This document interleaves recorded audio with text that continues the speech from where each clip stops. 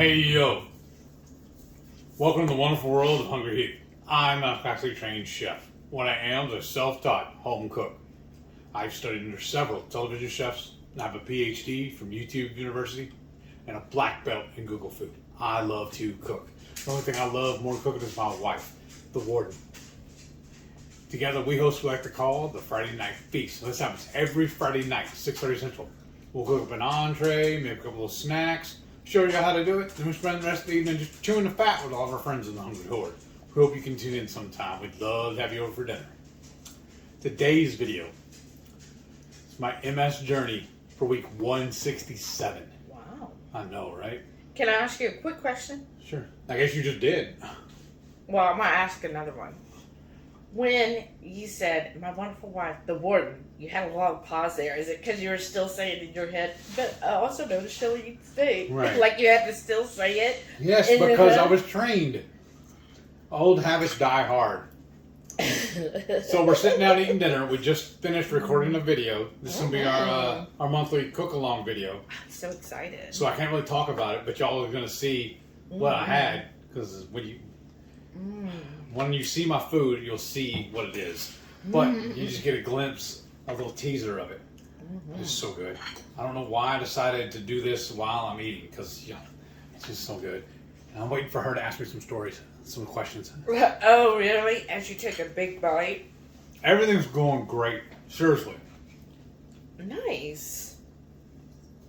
I've already used it's been one full month since I've been using the generic. Oh, yeah. Bellagio. No issues. None at all. Because remember when I refilled my container for next week? What was that? I don't know. Did y'all hear that? Probably something the dogs did. I heard something just bang on a fall a minute ago. It felt like a piece of metal hit the ground or something. I guess we'll find it in a few. Wish us luck. But when I made that whole bottle I used, I ended up with one pill left over. So I used that to fill for next week. Nice. But yeah, I haven't had any problems. And then I still had the original, the name brand, the jar in there. I still have a lot of those left. So I started using those this week too. Oh. So I have one generic and the rest are name brand for next week. Okay. The one that we'll really know. But go ahead, you wanted to ask. You got an idea. Give me another bite. I was going to say something. Now I completely forgot. Oh, okay. So I did have another question. Is for a while you said you noticed your vision was better. Like you could walk outside and then go back to work with no issues. I think that's still the way it is. But I've noticed I still have some trouble in the house even. Like right now, looking at the ring light while we're filming, I see shadows.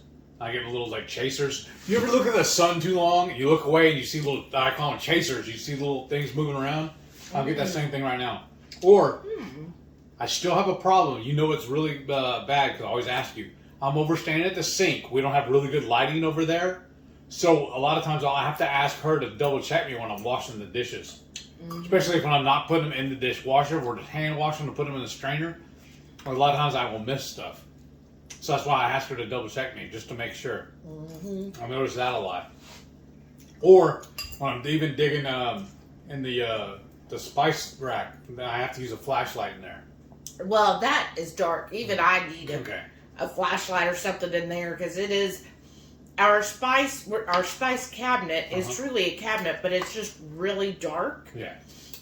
Because our lights are really right here and one over the sink. So between here and the sink, not really any light. I guess what we should have done, if thought about it ahead of time, is because used to remember I had the built-in big lights there. Oh yeah. That went all that. We basically filled that all in. So I guess what we should have had is one of those track lights. Yes. Right, and have one pointing down at the stove and one over at that cabinet. And well, remember, I want to do that in the living room too. So maybe that's what we'll do next. Mm-hmm. I'm going to put 2 of them in here. One pointed down there and one pointed in here. Goals. Okay. Yeah.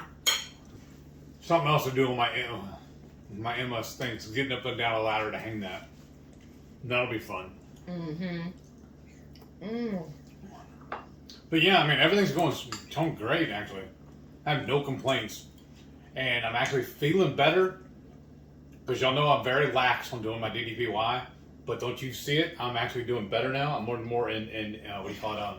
Showing more initiative on it now. Yeah. And I'm feeling better. Like you're pushing, you're like, okay, I have to do my DDPY. Whereas there was a time you were like, I don't feel like it tonight. Because usually there's I've been doing the chair force where I'm still doing a lot of workouts using the chair. And I would use the chair to get out use the chair as basically almost like a step stool or something like that. I thought that was stand strong. That one too. Okay. But, stand strong, I thought, was when you're not using the chair at all. No, it is. Okay. Chair force, you're only sitting in the chair. I got confused, obviously. And stand strong is you start with using the chair as support for you. It's kind of like the go between, like you could stand, but if you're like only standing on one leg, you might need a chair to help you. Right. What I was trying to get at though is I was using the chair to help myself get up and down out of the floor. But I was showing off to her the other night. I'm like, look, I don't even need the chair to do that. And I was able to just get up, get down, and then get back up. I know. That is incredible. Because, just thinking back, because I know we had a couple new people that talked that they were diagnosed with MS. And I think that's just such a huge victory. Yes. Because at one point, you were very close to being wheelchair bound. Yes. You definitely had to use a walker, and then with the DDPY, you finally got to use a cane. And now that you can get up and down off of the floor, you're obviously walking unassisted. Mm-hmm. But the fact that, you can actually get up and down off the floor. And like one of the exercises you were telling me, you were like, oh, this one's really hard to do. And I was like, but you have to do it because that's how you build your core. Mm-hmm. And I think that's what is so important and effective when it comes to DDPY is because the main thing is you're building your core. And if you are someone who has MS or knows someone with MS, you realize quickly how important it is to have a strong core, because often what happens, and what happened with Heath, is he would get the drop foot. Yes, I got it on both feet. It was really the worst on the right foot because I couldn't drive. Mm-hmm. That's a gas pedal. So, but it was very, very demoralizing, honestly. It did a number on me. Not just my body, but my mind too. Right. That was a big part of it. Yeah. But I think what was,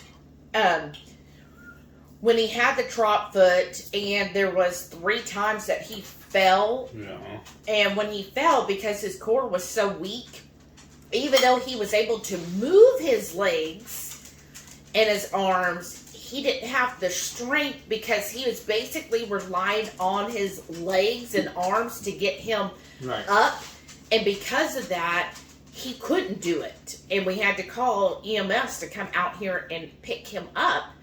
They literally put a sheet on the ground. I rolled into it, and they used that and picked me up. Mm-hmm.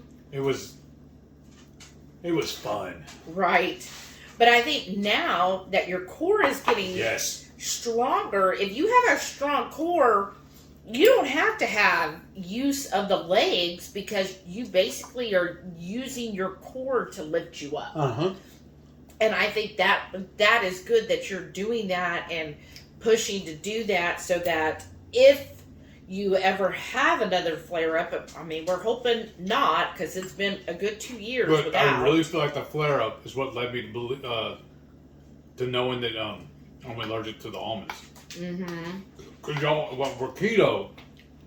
As y'all know, most of y'all that have been doing keto long enough, you know their main go-to for any flours, instead of using like white, flour for breads and whatnot like that or anything like that, baking, that use almond flour. Mm-hmm. That is what got me. That's why I don't eat almonds anymore. Right, almond flour peanuts. and peanuts, and that's another big keto staple is peanut butter.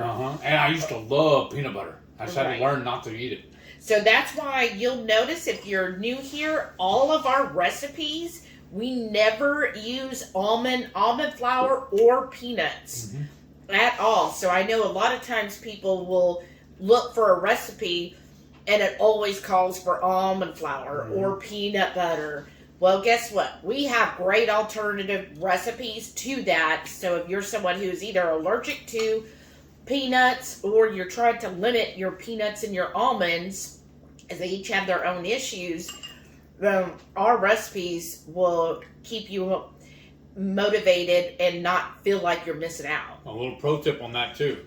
You can go back and search through our videos and find them.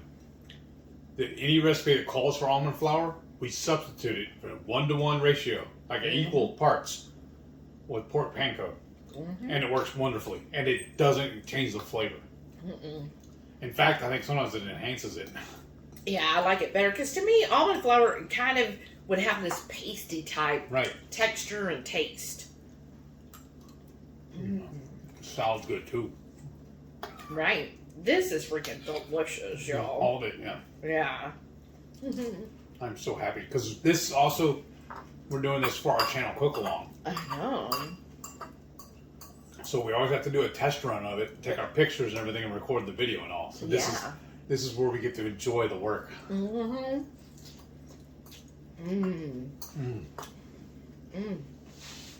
Well, I feel like a broken record now too, though. Yeah. Because no news is good news. I think I told y'all last week how I got a raise. I've been at my job a little over 6 months. I'm officially have my vacation to end now. Well, I don't have any vacation in, but I have the time. I'm allowed to take it now. I've appeared enough that I can act. If I wanted to, I could take off a week of vacation. We're planning it out. It's not burning a hole in my pocket. No. The opportune time, and it's gonna be nice too. I'm wondering what's gonna happen. When is it gonna get 2 weeks? I don't remember if it's 2, 3. Some companies, I have to research it. Either like 3 years or 5 years. You get a 2-week vacation. Right. I think mine it's 5 years, then it increases again. I don't know. I right now I feel like, gosh, I can barely use the time. Right. So getting more and more, I'm like, how do you use that much time? Oh, I got some ideas. But everything's going. It's just perfect. I'm loving life. Aww. Well, any other news or anything else you want to talk about with your wonderful Hungry Horde? We're still planning that trip next year. Oh, seriously. What trip? We're going to do a road trip up to, what area? Where's it going? We're going north. Ohio? Ohio, yeah. And then we're going to come back down through Dallas, back out of the house. Well, when we leave Columbus, we're going to head west through Indianapolis, down to Springfield, Missouri, and then through Oklahoma City, and then back home. So if you're along those routes anywhere, let us know. You actually spent your day off Tuesday starting really to plan a trip that's a year out, y'all. It's a year from now. I almost enjoy planning the trip as much as I do going on the trip. Just researching everything out. And then, I've heard us talk about it before. We've done our 50 by 50 challenge. We went to all 50 states by the time we were 50 years old. I'm so proud of doing that. That's just an amazing accomplishment. The only drawback to it, I feel like, is we did it before we met all the Horde. So this trip we're planning to come invade your town. Right, because it's really, to us, even though it's a vacation for us, and we love vacation, but we want to spend our vacation basically with you. So that's why we're saying, if you are along this route and you would like to meet up with us, make sure you email us. Our email's in the description below. that's part of the reason why we started on it so early too. Yes, so that gives y'all time to plan as well. Mm-hmm. And we're in Houston, Texas. We're going to be going north through Texarkana. I think our first stop for lunch is going to be Hope, Arkansas. Then, I know. And then we're going to stay the night. The first night we're going to stay in Memphis. So up to that point, that's day one. That's where we got it. We got lunch, and we have our basically a hotel picked out. We haven't booked anything yet. It's just too crazy to book a year. I've bookmarked it all. Yeah. But I made a Google sheet. No, what was it? A Google Docs. Mm-hmm. And I got everything listed. So we're just starting to plan. So I'm actually putting this out there on almost every one of our videos like this. So that y'all can see where we're going. Mm-hmm. And y'all can tell us, you can help us pick places to eat too as we go. Exactly. Where your local haunts are and everything. So if you, the main thing is, I'm using you. If it's during the day, it will need to be dog friendly. Mm-hmm. But if it is dinner, we should be fine because we'll check into the hotel first and then go. But dinner, so the first night in Memphis, we'll probably get there around 8, maybe 9. I don't know what time, you know, how late it'll be. We'll check into the hotel, drop the dogs, and then we'll go have dinner. So it's going to be a late dinner. So if you know of a place and you want to meet us, either one, in Memphis, please email or comment below. Either way would work. In fact, just leave a comment saying, hey. It'd actually be better if you left a comment. Mm-hmm. Because the comments help the channel. Mm-hmm. And so comment below if you have a restaurant recommendation for Memphis. It will need to be open a little later, so thinking about either 8 or 9 for dinner. I mean, if we could get there, you know, sooner, it'll all depend on how soon we wake up and leave. Too. Yeah, and leave that morning. It'll most likely be on a Tuesday. Mm-hmm. We'll get up early, leave, and then, you know, we'll have lunch in Hope. And we already have Laura that will be meeting there. You already know the dogs are going to help us wake up early. Oh, yeah. Here lately, y'all, they've been waking me up between 4:30 and 5 o'clock every morning. Well, you know, if they did that on that night, that would be perfect. If we could get out by like 5:30. Mm-hmm. So, yes. Memphis, Tennessee is the first night. So if you have a restaurant recommendation, please comment below. And then the next day, we're going to leave, and so we've already have, I think, about 2 people who might meet us in Nashville for coffee. We figure we'll meet there for coffee. They have a Dutch Bros, and y'all know I'm obsessed with Dutch. Yes. And then she wants to be part of the mafia. Well, I don't want to work for them. Oh, that's true. I might own them. Maybe I'll invest. I don't even know if they're a public company. But anyhow. And so we're going to meet there because, you know, from Memphis to Nashville is not that far of a drive. Mm-hmm. We'll meet there. And then I think we might have lunch close to Louisville. And then after lunch. So again, if you have a recommendation, I would say anywhere from Elizabethtown, Kentucky to Louisville, Kentucky. If you have a restaurant recommendation, please comment below. It does need to be dog friendly. So that's the main thing. We are using the website Bring Fido, and then you say they have an app also. That's what Renee said. We need to download that on our phones. Yeah. But what I've noticed a lot on there, at least 90% of them are all like fast food. I saw a lot of Sonic. Yeah. Well, anywhere that has like a patio. Right. But yes, so we're there for lunch, and then we're going to end day 2 in Columbus. Yes, I'm excited about that. Yeah, so we're really excited about that. Go to Columbus, and then we'll be there for 5 or 6 days. Mm-hmm. And so I know already Radical Geek, she has her channel. We'll put that down below. But her and I believe Sharon, they're trying to maybe find a venue where we can host a meetup that Saturday. So of course we're gonna put the details once we have that all finalized. I mean, again, it's a year out, so Yeah. But you know, I hate waiting. I don't know if you can tell or not, but I hate waiting till the last minute to do anything. Right. And then like Maitreya was telling me, Radical Geek, she was saying that one venue she knows of, they book up a year in advance. So that's something that, you know, we want to get on. Because it's actually, they're going to have a big to-do going on in the area then. Mm-hmm. That means it's making it harder to get a hotel also. Mm-hmm. That's another reason why I like planning ahead.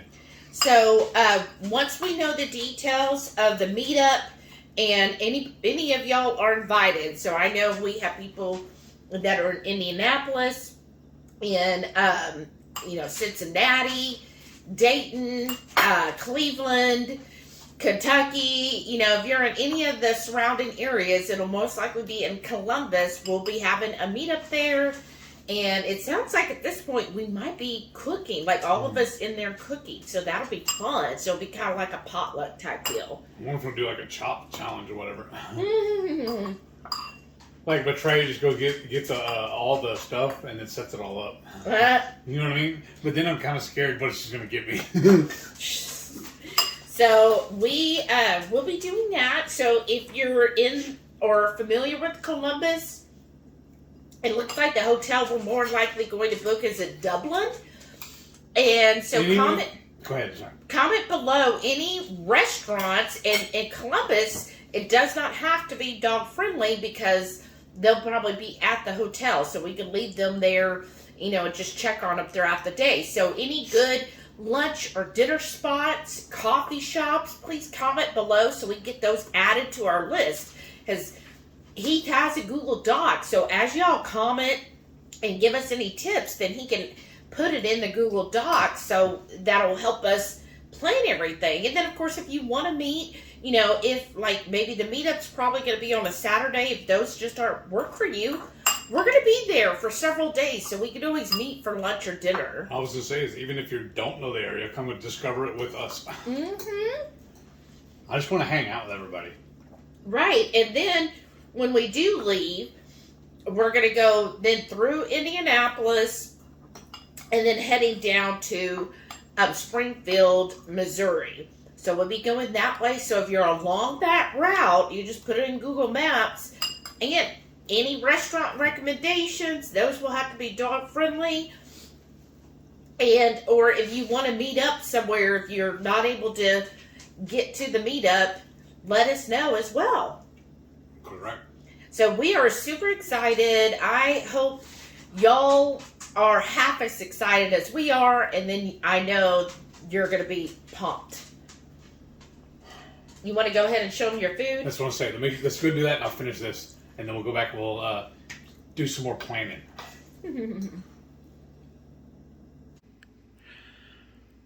For breakfast this week, going my old favorite.